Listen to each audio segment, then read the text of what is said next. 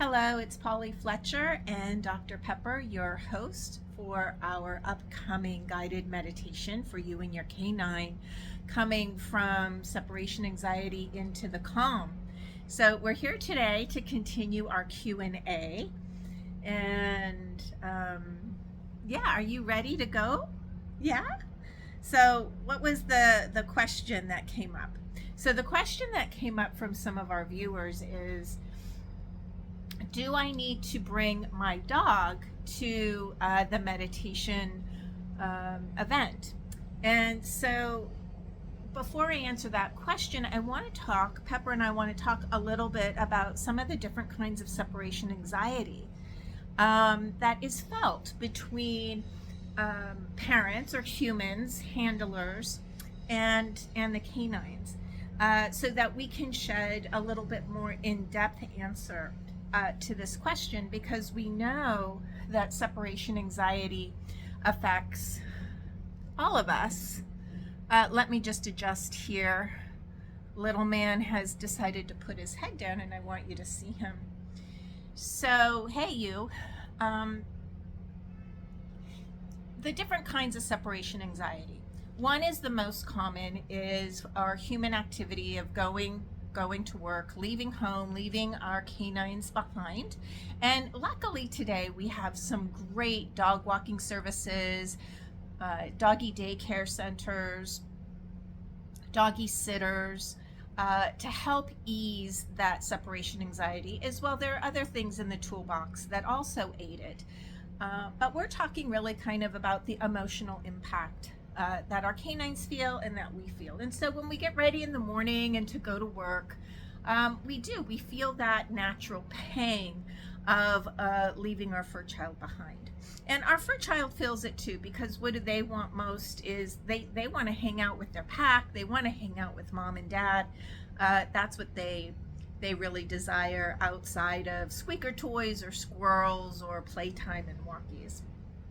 The next kind of separation anxiety is when we have to move from one location to the other, and perhaps we're unable to take our fur child with us at the beginning, or maybe they'll catch up with us later, but they have to stay perhaps behind with family members or friends until we get adjusted. And so this is a little bit much deeper separation anxiety, because it lasts a wee bit longer, and it certainly does bring a lot of heartache to the owner, as well as the lingering longing for our canine. And this was where one of the questions came from, is someone was sharing their separation anxiety story, where she had to leave her two doggies behind with her parents, until at which time it would be more conducive for them to join her. And so that was the basis of her question, is she's feeling the anxiety, so could she come to soothe her separation anxiety from being separated from her fur children. The next form of separation anxiety is when we travel and it's not easy for our canine companions to travel with us. Sometimes the flight is long, sometimes they can't come in the cabin with us and they have to go in the cargo portion of the plane. And if the flight is long, 12, 24 hours, traveling to, a really far distant land, and then to arrive and find out that your fur child has to be quarantined for 10 days, and you can only see him or her for maybe an hour each day, that brings a lot of pain and anxiety and separation. And then the next one is illness. So when a human parent becomes ill or hospitalized over a long period of time, and our fur children can't go to necessarily visit during the recovery phase or the acute hospitalization phase, there's deep separation anxiety and worry amongst not only the handler, the parent, and the canine fur child. I know many of my patients, when I was practicing as an occupational therapist, first and foremost on their mind is, when do I get to see my dog? Is my dog allowed to, come and visit? And it was the topic of almost daily conversation. So it was really right front and center of that separation anxiety and pangs. So, that's a little bit deeper and a little bit longer. And then the last form, well, not really the last form, but the other form of separation anxiety that I want to speak about is then when the human parent of the canine, either one, the canine or the parent, passes away. So if our canine fur child crosses over the rainbow bridge, it leaves a great sorrow, a great separation. It's a permanent separation, anxiety, and heartache and loss that we feel. So I invite those of you who have, recently going through this to also come to the guided meditation to help soothe and comfort that deep separation and anxiety. Also, our canine fur children, when the parent or the handler has passed away, they suffer very deep separation anxiety, and sometimes PTSD can be seen when they are maybe adopted out later on. This happened with another woman that we were speaking with earlier. She had just adopted another fur child, and the fur child that she had adopted came from the same breeder that her original dog, who had passed away, came from. And the breeder had reached out and said, hey, this dog was returned to me. We're looking for a home. Go ahead and go down.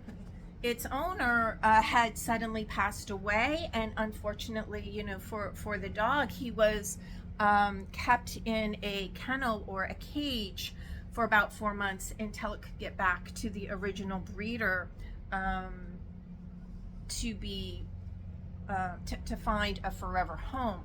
And so my friend, or the woman we were speaking with, was sharing with me a lot of the PTSD that her dog has every time that they leave to go shopping and leave the dog at home, or have to attend to regular human activities. So these are some examples of separation anxiety, in which all is applicable for whether you come with your canine or not, is very applicable for this meditation practice to bring, soothing and calm around some of the experiences that we feel with this type of anxiety. We know that our fur children are very close and near and dear to our heart. We see lots of memes that our fur children eat better than we do, have a better lifestyle than we do. We really pamper them and care for them.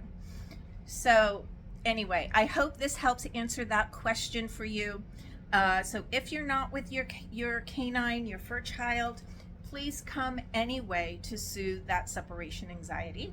And then, of course, for the rest of you, please go ahead and have your canine accompany you on our event Wednesday, September 20th at 7:30 p.m. Eastern Standard Time. It's in a special Zoom room for the comfort and safety of our fur children. Also, to carve out a serenity space in your home where your canine can associate with calm, soothing, and comfort. So look below in the comment section to find the landing page that gives you all the details to be able to register for this event. And one item of note is that 30% of the proceeds we will donate to the Animal Shelter Alliance of Boston, or Animal Shelter League of Boston. I think I said that wrong. Excuse me. So 30% of the proceeds will be donated to the Animal Rescue League. There, I got it. So please forgive me. The Animal Rescue League of Boston, we are donating 30% of our proceeds from this guided meditation event with you and your canine, from separation anxiety to calm. All right. We hope to see you next Wednesday, a week from today. Take care, and we'll see you out on Thoreau Path. Bye.